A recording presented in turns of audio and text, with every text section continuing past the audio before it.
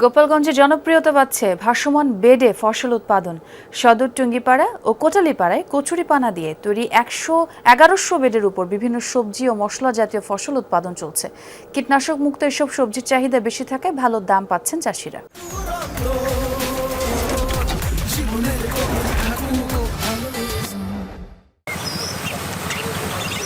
7 থেকে 8 বছর আগে ভাসমান কৃষিতে আধুনিক প্রযুক্তি প্রয়োগ করে গোপালগঞ্জের কৃষি গবেষণা ইনস্টিটিউট। পরে এ প্রকল্পে কৃষকদের যুক্ত করেন গবেষকরা। এতে ব্যাপক সফলতা আসে। এসব ভাসমান বেড়ে এখন কৃষকরা বাঙ্গি, পেঁয়াজ, মরিচ, আদা, হলুদ, শসা, লাউ, কুমড়া সহ বিভিন্ন ফসল বাণিজ্যিকভাবে উৎপাদন করছেন। বিক্রি করে বেশ লাভবান হচ্ছেন চাষিরা।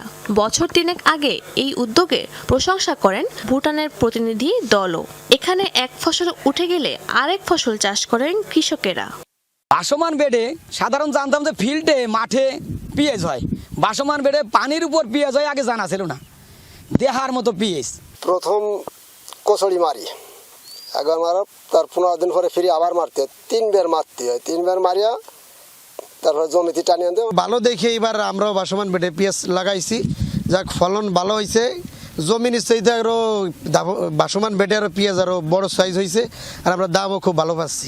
কারিগরি সহায়তা ছাড়াও কৃষি বিভাগের পক্ষ থেকে বীজ, সার বিনামূল্যে দেওয়া হচ্ছে চাষিদের।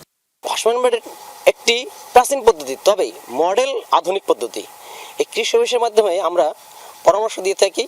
এবছর প্রায় 1065 বেডে আমাদের বিভিন্ন রকমের আমরা সবজি চাষ করেছি। যেহেতু এই সবজি চাষটা অন্যান্য সবজির চেয়ে নিরাপদ হয়, এখানে সাধারণত কীটনাশক ব্যবহার করা হয় না, ফলে এইটা গোপালগঞ্জ ছাড়িয়েও গোপালগঞ্জের বাইরে বিভিন্নখানে রপ্তানি হচ্ছে। কৃষি বিভাগ বলছে, কীটনাশক ব্যবহার না করায় এসব সবজির চাহিদা আগামীতে আরও বাড়বে।